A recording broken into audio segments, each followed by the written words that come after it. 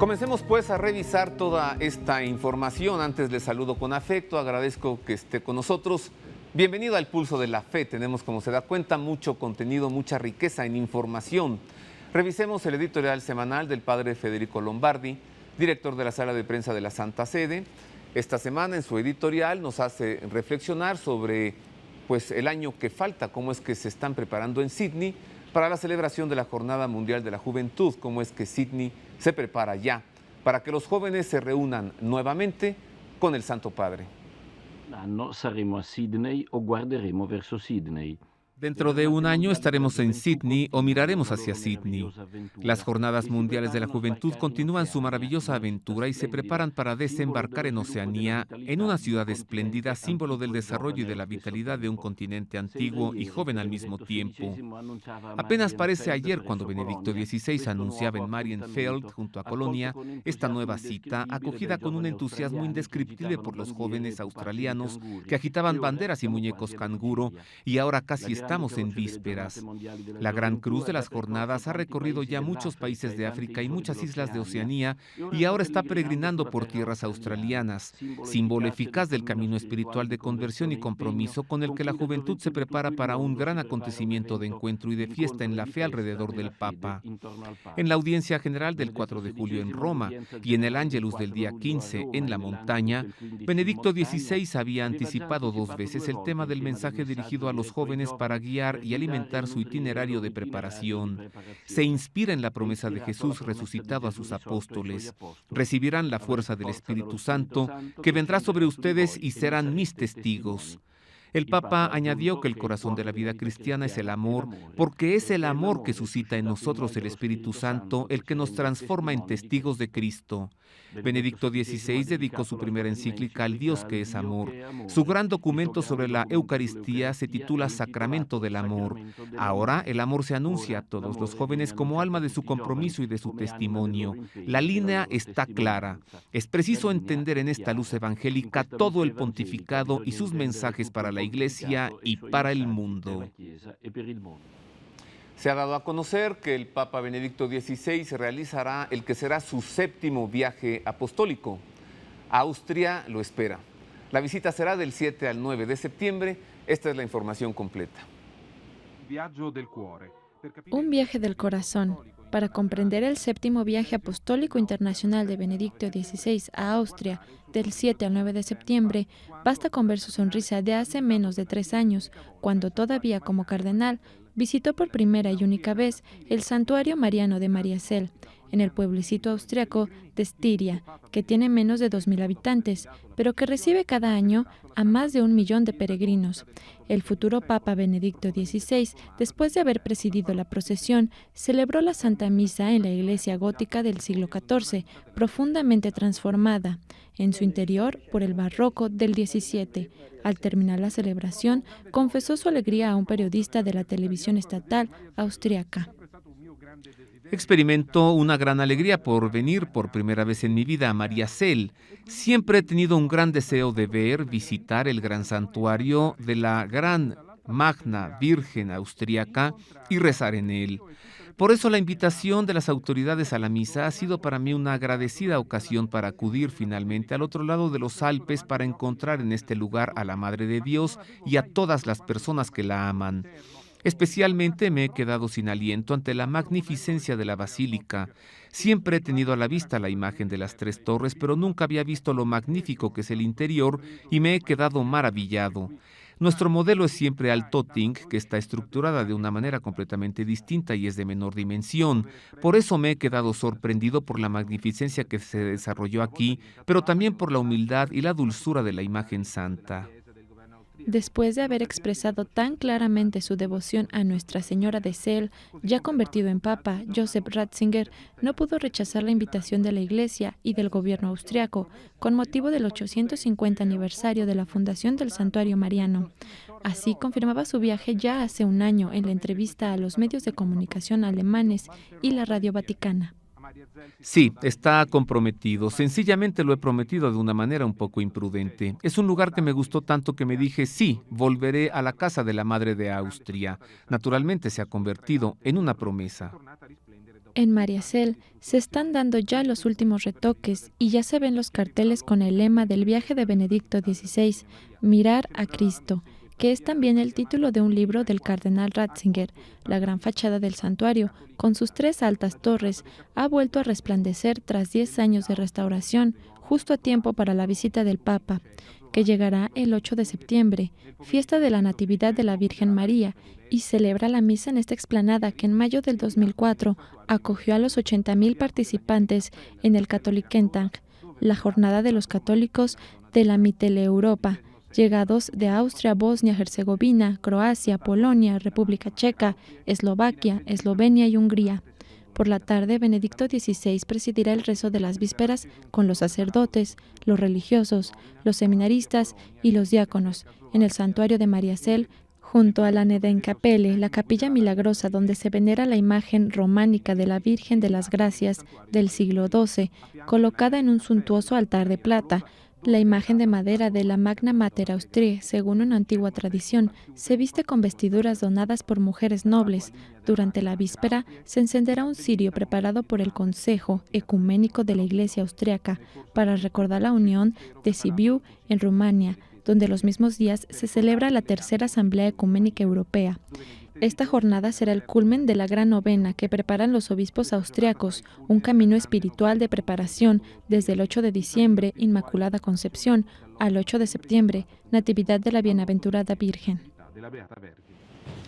El domingo pasado, aún desde su retiro de descanso allí en Lorenzago di Cadore, en los Vénetos, Benedicto XVI acudió a la plaza principal de ese poblado de Lorenzago, rezó el Ángelus Dominical con los habitantes del lugar, tuvo un encuentro muy grato, se encontró también con los sacerdotes, con el presbiterio de esa diócesis, ahí en Lorenzago siempre, pero durante el rezo del Ángelus el Papa habló fuerte, dijo que en el mundo se ha cambiado el jardín, el paraíso que Dios creó, en un infierno. Así lo dijo Benedicto XVI. Y todos sabemos que se refiere, por supuesto, a la guerra en Irak, ese país ocupado por el ejército norteamericano, bajo pretexto de que en Irak, recuerde usted, dijeron que había armas de destrucción masiva que nunca encontraron. Sin embargo, depusieron al presidente, después lo ahorcaron y las tropas de ocupación permanecen en Irak. El Papa Benedicto XVI ha lanzado una voz de protesta. Sabemos, entendemos que es hacia ese tema, pero también recordó que su antecesor, el Papa Benedicto XV, precisamente un 1 de agosto, pero de 1917, es decir, exactamente hace 90 años, fue la única voz que se manifestó en contra de la Primera Guerra Mundial, a la que valientemente le llamó una matanza estéril. Recordó también el Papa Benedicto XVI la presencia de Paulo VI y de Juan Pablo II en la Organización de las Naciones Unidas y cómo ambos pontífices alzaron la voz pronunciando la expresión nunca más la guerra. En medio de estas atrocidades que se están viviendo hoy en Irak, de las que nadie habla, que han estado provocando que la población se desplace. En estos momentos solamente hay en la frontera con Siria 1,5 millones de personas que esperan poder cruzar para abandonar Irak. Los cristianos en Irak están sufriendo terriblemente, pues la población musulmana los relaciona de manera estrecha con los norteamericanos. Sus ciudades están destruidas, sus niños mutilados, sus familias separadas, sus jóvenes envejecidos. Es una situación que se vive en Irak y de la que prácticamente nadie habla. En los noticiarios no se toca este tema, pero el Papa Benedicto XVI ha alzado la voz el pasado domingo. Veamos más información sobre este tema. Incluye la nota que usted verá enseguida, una entrevista con el obispo sirio católico allí en Irak, y habla él sobre cómo están las relaciones entre la mayoría musulmana y el gobierno de Assad, pero también, claro, habla sobre este drama de los cristianos que tienen que huir de Irak, desplazándose hacia Siria. Vea la nota. Una última mirada a los tesoros que custodia ahora el Scrinium cierra por las anunciadas obras de restauración. Benedicto XVI recorrió los pasillos de la Biblioteca Apostólica Vaticana para detenerse en tanto a ojear, a tener en sus manos algunos de los documentos que han forjado la historia del mundo y de la Iglesia. La extraordinaria sutileza del papiro Bodmer, en el que hace 1800 años se escribieron en Egipto los textos de los evangelios de Lucas y Juan, los más antiguos que existen, o el famoso Códice Vaticano, una versión completa de la Biblia en griego que se remonta a principios del siglo IV, o también un códice ilustrado de los siglos XIV-XV que contienen las narraciones sin salmos, escritas por uno de los padres de la Iglesia que más cita el Papa, San Agustín. Benedicto XVI recorrió en pocos metros siglos de historia, porque este es el milagro de la Biblioteca Apostólica, capaz de poner uno junto a otro tesoros inestimables, las cartas autógrafas de Martín Lutero, cerca del ejemplar de la famosa Biblia de Gutenberg de 42 líneas, el primer libro publicado en la imprenta hace 500 años. Confieso que cuando cumplí los 70 años de edad, habría deseado mucho que el querido Juan Pablo II me hubiese concedido poder dedicarme al estudio y a la investigación de interesantes documentos y tesoros que custodian con cuidado. Auténticas obras maestras que nos ayudan a recorrer la historia de la humanidad y del cristianismo. Y la historia no cambia si desde las salas de lectura nos trasladamos a los inmensos archivos subterráneos. La biblioteca continúa regalando las mismas sugerencias, ahora en el depósito de los manuscritos, una de las zonas que se verá afectada por los profundos trabajos de restauración. El Papa ha sentido renacer en la explicación del viceprefecto Ambrogio Piazzoni el origen del manuscrito de Santo Tomás de Aquino, un códice autógrafo que contiene la Summa contra Gentiles. Porque ya no estaba allí y entonces anotó para añadir a la página tal fragmentos que después se convirtieron en la obra. Se ve cómo nace un gran libro. Exacto, se ve cómo nace un gran libro, se puede ver el nacimiento de una gran obra. Decenas de miles de volúmenes entre manuscritos, incunables monedas y estampas que rivalizan con la otra colección de objetos guardados en el Archivo Secreto Vaticano.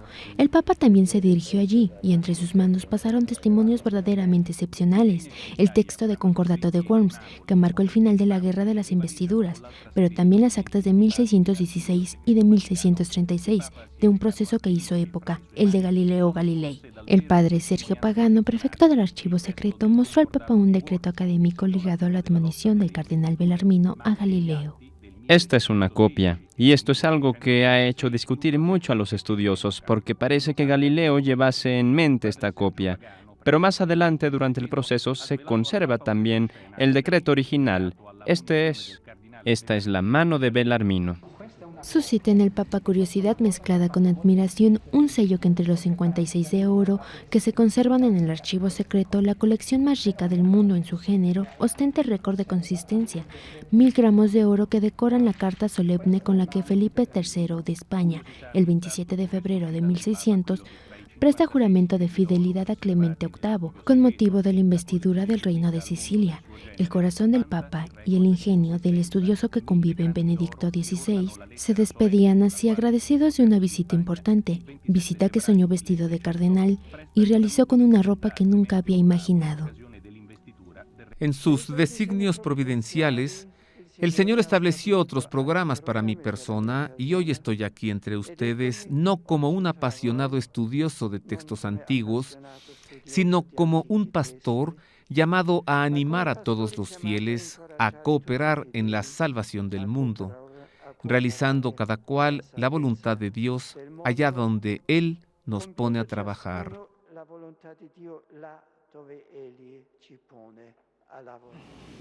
Pasemos a contenidos menos violentos, más gratos. Hablemos sobre lo divino del arte sacro. Para tratar este tema recibo con afecto al padre Henrik Pfeiffer, sacerdote de la Compañía de Jesús. Padre Pfeiffer, bienvenido. Gracias, gracias. Un honor tenerle aquí. Algunas palabras sobre el padre Pfeiffer. Él nació el 22 de febrero de 1939 en Tübingen, Alemania. Estudió Historia del Arte, Arqueología Clásica, Romanística, Filosofía y Teología en Tübingen, Londres, Florencia, Berlín y Roma. Siendo integrante de la Compañía de Jesús, El padre Pfeiffer terminó los estudios de Historia del Arte, Filosofía y Teología con una tesis sobre la disputa de Rafael Sanzio con Hermann Philitz. Se ha distinguido el doctor Henrik Pfeiffer por sus trabajos sobre Rafaelo, sobre la imagen de la Verónica y por otras investigaciones iconográficas. Desde 1974 es profesor de Historia del Arte Cristiano en la Facultad de Historia Eclesiástica de la Pontificia Universidad Gregoriana de Roma. Durante más de 9 años fue director de Arte Sacro de esa misma casa de estudios en la Ciudad Eterna, y actualmente el padre Pfeiffer se desempeña como catedrático en la Facultad de Historia y de los Bienes Culturales de la Iglesia, también de la Pontificia Universidad Gregoriana de Roma. Hablemos, padre Pfeiffer, sobre lo que a usted le ocupa en su vida. Sí. ¿Cómo define el arte sacro? El arte sacro, primero se tiene que definir el arte. El arte yo definizco siempre como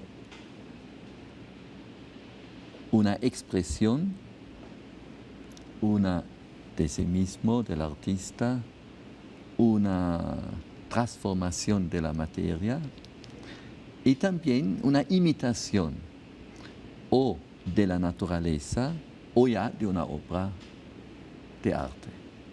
Este es en general mi definición. El artista, ahora defina al artista, ¿es creador o es creativo? Creador es solamente Dios. Bara.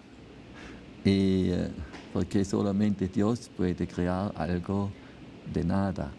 El artista tiene que transformar la materia. Por eso es seguramente más creativo que creador, pero él imita a Dios creador. Y también los teólogos probablemente tienen que tener más cuenta que solo a través del arte se puede comprender analógicamente, naturalmente, la creación de Dios. Padre Pfeiffer, el artista de arte sacro, usted dijo, imita a Dios, pero dígame, ¿es inspirado por Dios? Me refiero al artista de arte sacro. Cada uno artista. No he dado todavía la definición del sacro. Ajá. El sacro es siempre una cosa que muestra, yo digo, doble sacro, que muestra la intervención de Dios en esta tierra, que es más de la creación, que es una intervención después.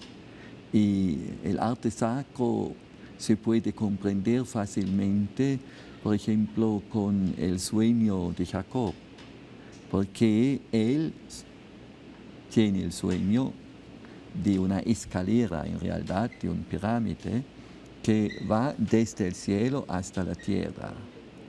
Y esta conjunción entre el cielo como el reino de Dios, inalcanzable para el hombre, vive como una interrupción. Dice, este lugar es sacro, terrible es este lugar es la puerta del cielo, la casa de Dios. Así ha definido y ha dado el nombre Bet-El, casa de Dios. Es siempre el punto donde Dios llega. Este es el verdadero sacro. Ahora, el arte sacro tiene que dar una memoria de este. Y por él, nuestro Jacob, toma la piedra sobre la cual fue como acostado durante el sueño, versa aceite sopra y crea así un monumento sacro que no se puede más utilizar esta piedra como en un muro o en una casa. Esta tiene que ser solo memorial de Dios, de la intervención de Dios que ha vivido en su sueño. El artista sacro, entonces, acude a la búsqueda de Dios o Dios acude al artista para presentarle esa puerta de su casa? Todas las dos cosas. Oh. En primera línea, cada arte sacro es siempre un arte que corresponde a una intervención de Dios y tiene que mostrar toda la grandiosidad de Dios a través de obras de arquitectura, la belleza de Dios a través de obras de escultura y así vía. Y particularmente el arte sacro tiene que servir para ayudar al hombre a la adoración. Y solo este arte yo llamo sacro. Ahora cada un artista, también en obras profanas, puede ser como inspirado del buen espíritu, como diría mi fundador, Ignacio. San Ignacio de Loyola. Porque Dios directamente, vivir Dios directamente es terrible. Debo hacer una pausa. Regreso, pero le preguntaré una palabra sobre lo que yo pienso que es la iglesia más hermosa en su interior, el Jesús de ustedes, de la Compañía de Jesús. Sí. Le preguntaré algunas palabras sobre Rafaelo, sobre Sí. Michelangelo, Sí. sobre la Capella Sistina, Sí, sobre Leonardo. sí. Todo esto y más después de una pausa breve.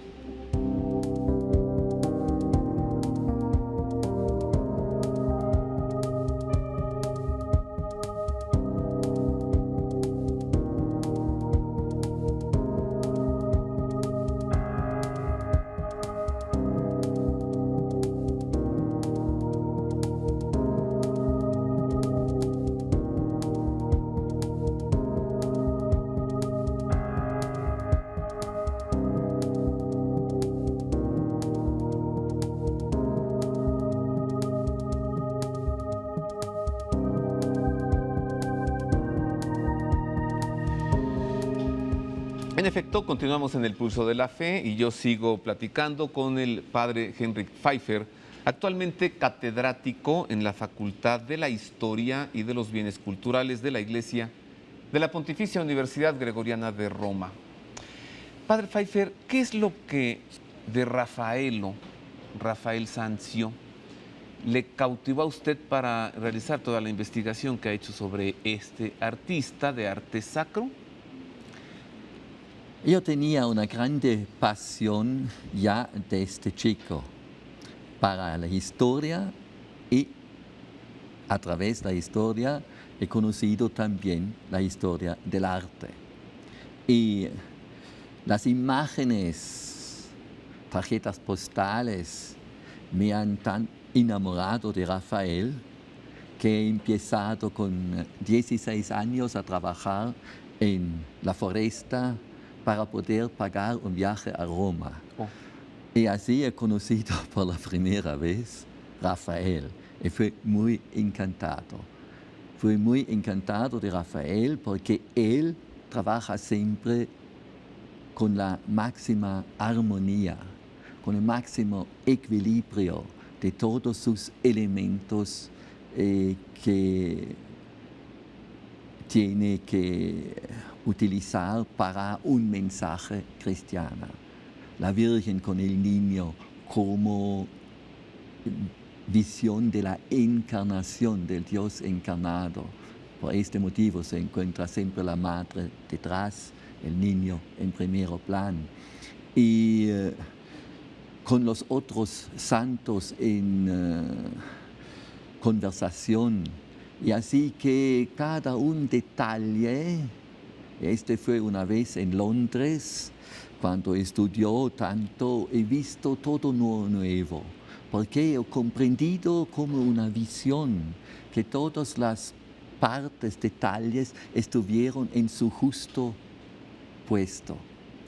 Este fue una experiencia difícilmente describible. Es como cuando tú pones un magneto debajo de un vidrio con pequeños pedazos de metal, todos empiezan a hacer movimientos según las líneas magnéticas. Y así fue. Antes los detalles fueron más o menos casuales. A un cierto momento comprendido, tiene que ser así. ¿De quién fue alumno Raffaello? De Perugino un poquito, pero de muchos, porque Rafael seguramente ya fue alumno de su padre, que fue pintor, Giovanni Santi. Y Giovanni Santi probablemente lo confió a Perugino, pero Rafael tenía un tal talento que difícilmente se puede decir que fue discípulo de alguien, porque ya esperaba a él el taller de su padre, pero también no ha tenido que hacer. Muy temprano ha empezado él como maestro. Y naturalmente Rafael ha estudiado todos. Ha estudiado en particular primero Leonardo da Vinci, ha estudiado Piero della Francesca, y se puede ver todos los reflejos de estas obras. Y naturalmente en Roma ha estudiado también Miguel Ángel. Sepultado en el Panteón, ese edificio de la Roma imperial, el mejor conservado, allí en Roma, allí está el cuerpo de Raffaello dentro del Panteón. El padre Henrik Pfeiffer va a presentar dentro de un poco menos de 2 meses, el 24 de octubre a las 5:30 de la tarde, en los museos vaticanos, su libro sobre la Capilla Sixtina. Está siendo algo muy esperado, pues será lo último en arte sacro, que explica y medita sobre los frescos de Miguel Ángel, y esto me da pie a preguntarle sobre Michelangelo Buonarroti, que era escultor y el Papa Julio II le obligó a pintar. Sí. ¿Y pintó esculturas, padre? También, fortunadamente el Papa ha constringido Miguel Ángel a pintar. Por 2 razones, Miguel Ángel no tiene en todo razón, porque él ha iniciado no como escultor, como niño escultor, sin embargo, ya en las cavas de Maiano, una localidad muy cerca de Florencia, porque su nutriz fue una mujer de un obrero en las cavas. Y él ya como niño ha empezado a esculpir. Pero en las canteras. En las canteras. Pero su padre ha dado como primera cosa Miguel Ángel a un pintor como aprendiz. Este fue Domenico Ghirlandaio. Es quedado solo 3-4 meses porque Lorenzo de Medici personalmente se interesó de Miguel Ángel y ha querido de ayudar a él personalmente en su academia. Y en este momento Miguel Ángel fue discípulo de un maestro en esta academia que es Bertoldo di Giovanni. Bertoldo di Giovanni es un escultor. Y después Miguel Ángel no ha querido más pintar, por muchas razones, porque como escultor se puede expresarse mismo directamente. Y como pintor tú tienes que elaborar un objeto con todos sus detalles, porque tú tienes que aprender. Nosotros tenemos una visión totalmente equivocada de los pintores del Renacimiento, porque los pintores tienen que aprender también el sentido de todos los colores, no son casuales.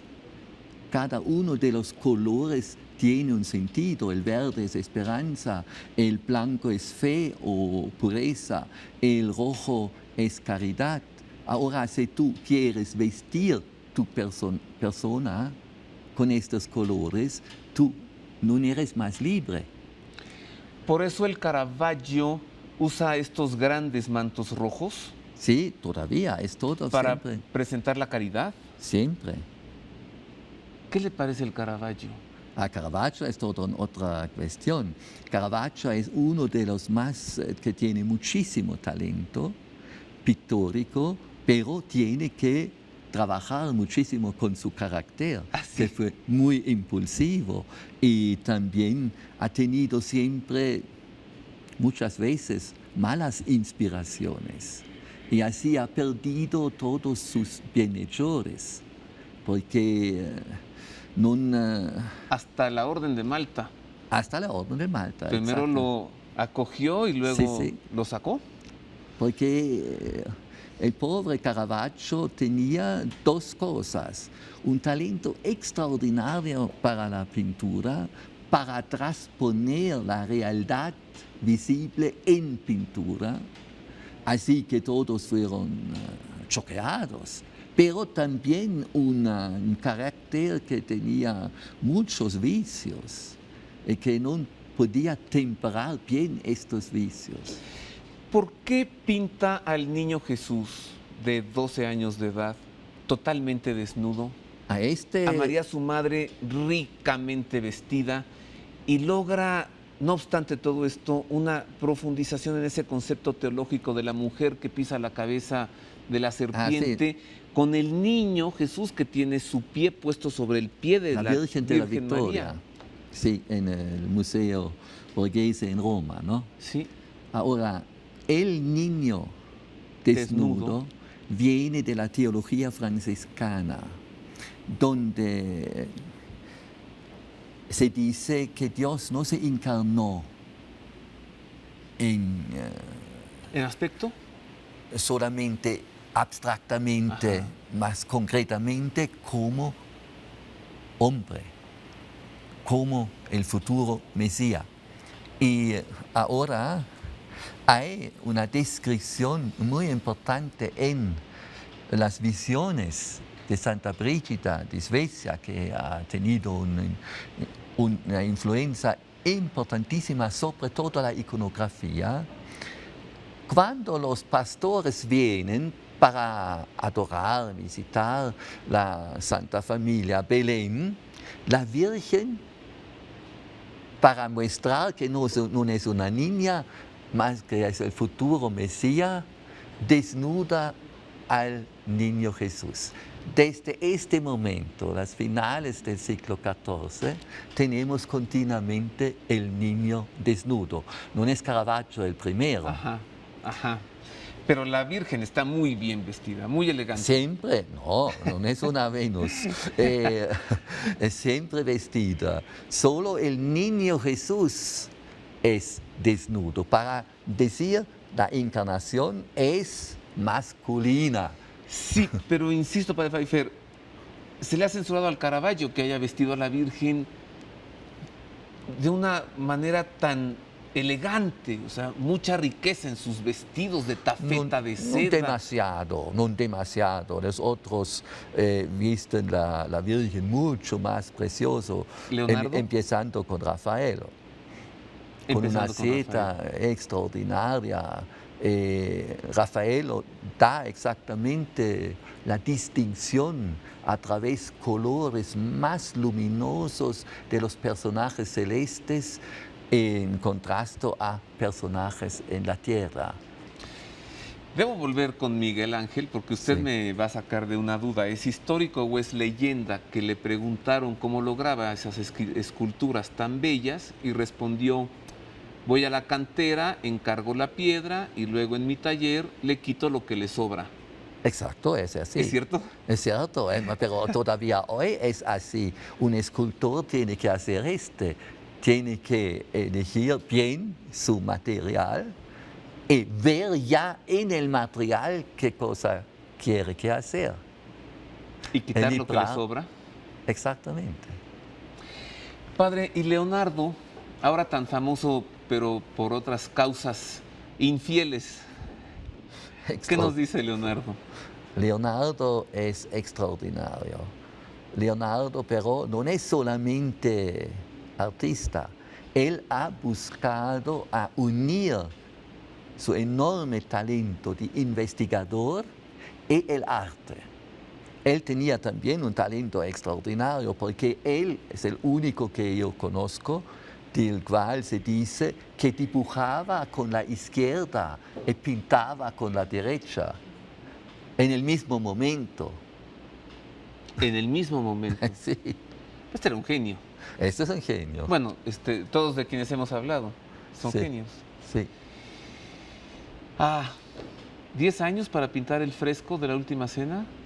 Sí, más o menos, porque él investigaba siempre y no solamente ha trabajado, él ha contemplado continuamente primero en sí mismo el Evangelio y después ha contemplado las cosas que ha ya realizado, cómo puedo añadir algo.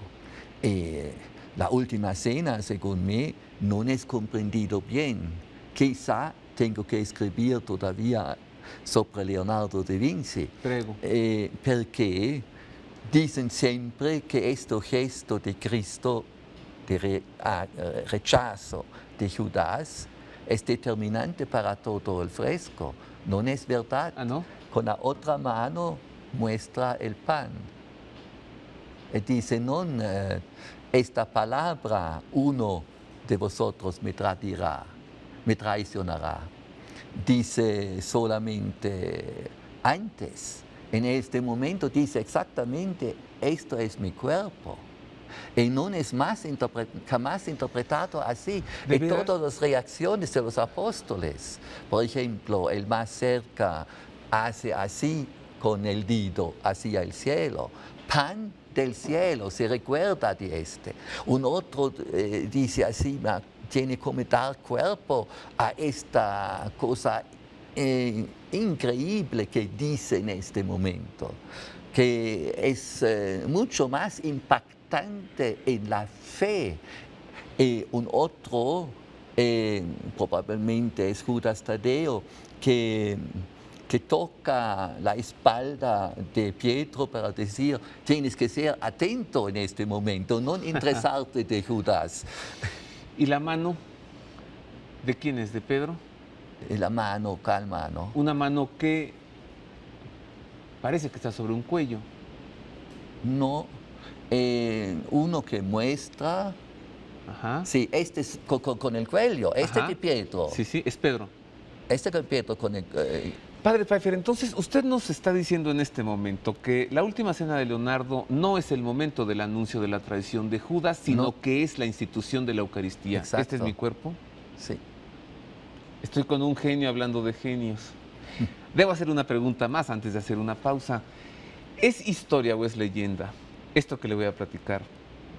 Que Leonardo buscando a los modelos Sí. para la Última Cena, fue a un seminario buscando a algún seminarista que le diera el aspecto de Cristo.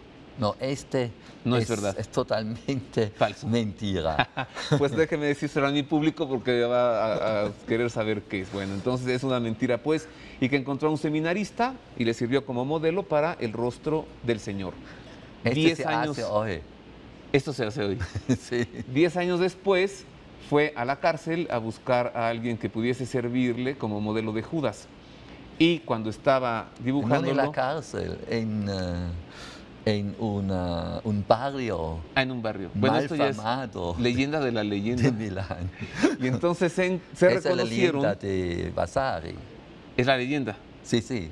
Bueno, se reconocen y resulta que era el mismo joven que hacía 10 años le había servido como modelo para retratar a Jesús, quien había caído en desgracia y se había convertido en un No, ese criminal no se y un encuentra en delincuente. Vasari. Pero entonces es una leyenda.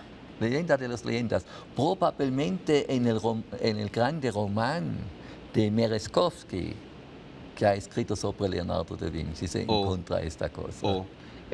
Cautiva, es interesante. Sí. Hago una pausa, regreso para saber qué es lo que a Henrik Pfeiffer le ha llevado su conocimiento del arte sacro hacia el divino rostro de Cristo, pues es hoy la máxima autoridad en este tema en el Santo Rostro, el Divino Rostro, y un gran estudioso de ese velo de mano pelo que muestra el rostro de la Verónica. Con esto regreso.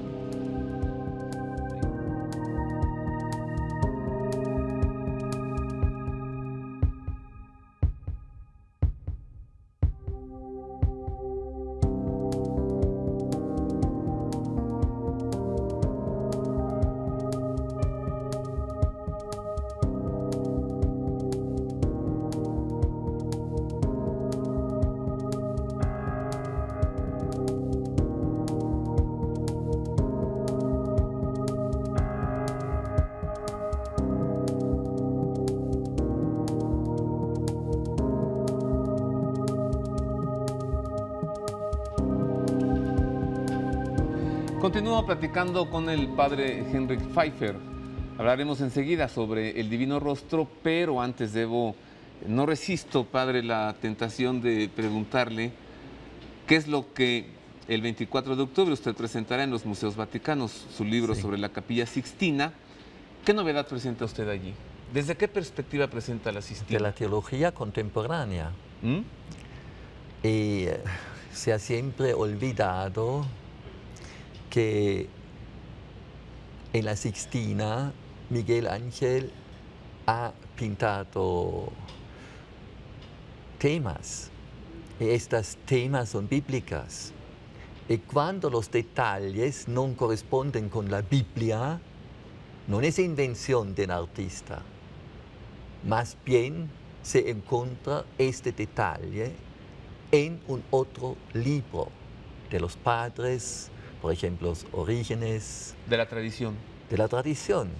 Y para bien explicar toda la Capilla Sixtina, se tiene que conocer esta biblioteca, estos libros, que naturalmente no ha leído el artista, ni Miguel Ángel, ni nosotros, más bien un consejero que el Papa ha dado, o dos o tres, o todo un comitado de consejeros que han tenido que elaborar el programa. Este no hace jamás el artista. ¿Por qué en el juicio final Michelangelo nos ha presentado a Cristo como un atleta en una actitud de descargar un juicio que contrasta con María, su madre, en una actitud de, como de decir, no lo vayas a hacer? Sí. ¿Por qué? Porque Miguel Ángel personalmente fue por la primera vez enfrentado con la terribilidad de Dios sin mediadores. Esta es la dificultad de todas las iglesias reformadas. Piensan que se puede tener directamente contacto con Dios. Esto es muy difícil. Si tú no eres insertado propio en la iglesia, el encuentro con Dios te produce una terrificante purificación. Si Dios se presenta a ti, tú tienes que pasar a través de una purificación que en el Antiguo Testamento siempre que cuando piensan solo que Dios es estado presente, dicen, ay, a mí tengo que morir, porque solo a través de la muerte llegas a Dios. Pero a María intercesora, Miguel Ángel no la considera en lo absoluto, padre. No, la ha considerado en sus dibujos preparatorios. Se puede ver María una vez así, así a Cristo. ¿En el juicio final? Para el juicio final, los dibujos. Y una vez así, como abrazando a su hijo para detenerlo. Y después, pero ha preferido una otra cosa, interesantísima. Muestra María como parturiente. ¿En el juicio final? En el juicio final. Ha dibujado propio en Buena Esperanza. ¿Embarazada? Embarazada. y María mira hacia una cruz que es presentado de San José, el carpintero, su esposo, con dos traves. Y donde su mirada pasa a través su manto, que es azul, que significa contemplación. El interior es verde. Y este verde significa esperanza. Con otras palabras, en los terrores del último juicio hay solamente una esperanza, la cruz de Cristo. Ave crux spes unica, ese famoso himno que Miguel Ángel ha utilizado con toda probabilidad, ha mostrado a José. Lo han hecho totalmente desnudo porque no han sabido que es José, porque interpretan siempre mal las figuras. Miguel Ángel ha dado las llaves para comprender todas sus figuras, pero tienes que meditar sobre esto. ¿Y por qué? ¿Por qué puso a San José desnudo? Todas las figuras desnudas. Todas, bueno, claro. Porque delante de Dios somos todos desnudos. Después algunos cardenales mandaron cubrirlas. Exacto. ¿No le agrada a usted eso? No. Ni como jesuita, ni como estudioso de arte sacro. No, yo no, naturalmente agrado estas cosas, porque es verdad.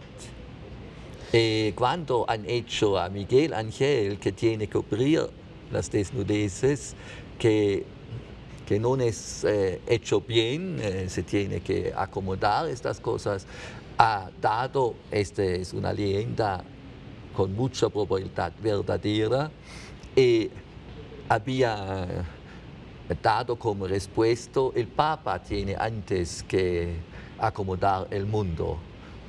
Va. Esta cosa es fácil, pero antes tiene que hacer el Papa acomodar el mundo. Ah, Julio II. No, fue ya en el tiempo de César. Después Pablo III y después Pablo IV. Ya, cuando... Ay, Padre Pfeiffer, estar en la Capilla Sixtina con usted ha de ser una delicia. Mire, tengo 3 minutos o 4. Háblenos sobre el Santo Rostro. ¿Cómo es que el arte sacro usted lo llevó a su interés en el Divino Rostro, particularmente el que está en el santuario de Mano Pelo? Se le atribuye al de la Verónica, ¿sí? Sí. Pero no es la Verónica una leyenda, no es la Vero-Icon. Hay todas las dos cosas. Hay el doble concepto de la Verónica en Roma, en Florencia, desde Dante. Podemos decir claramente, la Verónica es la imagen sobre el tejido. La Vero-Icon es verdadera imagen, icono. El verdadero icono. Pero la mujer piadosa en el Via Crucis, que le acerca... Es una interpretación de esta imagen combinado con las leyendas que han hecho los franceses, porque todos los discípulos y discípulas de nuestro Señor, según los franceses, son legados en Francia.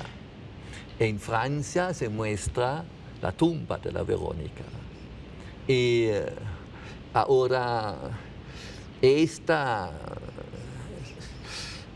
naturalmente se ha podido crear fácilmente, no solamente la leyenda, también el teatro, mostrar la Verónica con el velo, con la sangre sobre, fue naturalmente una cosa muy importante para el teatro de las pasiones. El padre Pfeiffer ha traído algunas fotografías amplificadas del tejido de este velo que está en el santuario de Mano Pelo, que son las que usted está viendo en la imagen. O sea, no solamente ha estudiado el padre Pfeiffer el arte, sino el documento. Padre, me refiero, el lienzo como documento. La pregunta tiene que ser directa. ¿Es una reliquia auténtica? ¿Ese lienzo tocó el rostro del Señor? Tiene todas las credenciales de una reliquia auténtica, porque es una aqueropita como... No pintado por mano humana, sino porque no se puede ver ninguna pintura. Sí hay restos pequeños, son microscópicos, porque estas son fotografías Esto que está aquí es un ácaro, sí. Un ácaro, para que usted se dé cuenta la ampliación, ¿no? Entonces este es el tejido y lo que dice el padre Pfeiffer es que no hay pintura. Y ha usado una expresión griega, akeropita, que significa no pintado por mano humana. No hecho con mano humana. No No hecho. conocemos ninguna técnica como es hecho este. Está en el santuario de Manopelo, Sí, en Divino los Rostro, Abruzos. en Abruzzo. El Papa ha ido allí el año pasado. El 1 de septiembre, Se ha encontrado allí. Y entonces, ¿usted está cierto de que este es el rostro del Señor? Sí. Resultado de que esta mujer en el Via Crucis lo tocó a su rostro. Este fue como cuando se ve en la imagen trazos de sangre, ¿no? Sí. Este ha creado prácticamente la leyenda, porque se tenía como explicar esta imagen, no se puede explicar como pintura, Ajá. no se puede encontrar ninguna técnica, ahora se busca algo para decir un poquito con la razón, un poquito con la fe, se ha creado también llamando esta imagen Verónica, así es muy Pero fácil crear la mujer. Aquí podemos ver estas manchas de sangre a las que se refiere el padre Pfeiffer. Son muy evidentes, mire usted los puntos, resultado de las espinas de la cruz y las demás manchas de sangre, este moretón y este otro. Ay, padre Henrik, el tiempo nos castiga terriblemente. Sí. Pero debo invitar a nuestro amable público, quien quiera acudir a una conferencia que el padre Henrik Pfeiffer impartirá.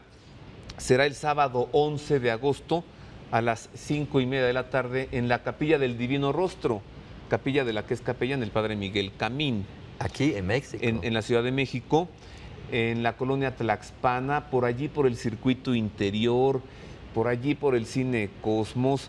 Le voy a dar el teléfono de la Capilla del Divino Rostro, si usted quiere más informes, tome nota, 5566-0984, y aquí nuestra producción lo pondrá en pantalla. Repito, sábado 11 de agosto, 5:30 de la tarde, la conferencia sobre el Divino Rostro. Sobre el Divino Rostro, con muchos más detalles De esto, sobre esta de este cuestión. tema, los Sí, estudios sí. de usted. Repito el teléfono, 5566-0984, porque ya tengo poco tiempo, mejor le doy el teléfono y no me tardo en explicarle dónde está la capilla. Solo me resta agradecerle la bondad de su presencia. También yo agradezco mucho Gracias, para padre esta Pfeiffer. posibilidad de hablar con un grande público. Con esto terminamos por ahora. Solo le informo en un minutito más que el Papa ha terminado ya sus vacaciones en Lorenzago di Cadore y se ha trasladado al Palacio Apostólico de Castel Gandolfo para pasar allí el calor terrible, pues menos insoportable en Castel Gandolfo. Sin embargo, su presencia allí no significa que continúe de descanso, estará trabajando en Castel Gandolfo y ya lo veremos, se trasladará a Roma para celebrar la audiencia de los miércoles o la celebrará en Castel Gandolfo. La cosa es que para el próximo programa del Pulso de la Fe nuevamente podremos presentarle a usted la audiencia general y sabremos mucho de lo que el Papa tiene que decirnos y catequizarnos. Gracias por haber estado con nosotros. A nombre de mis compañeros, el staff técnico y la producción, le deseamos una feliz semana.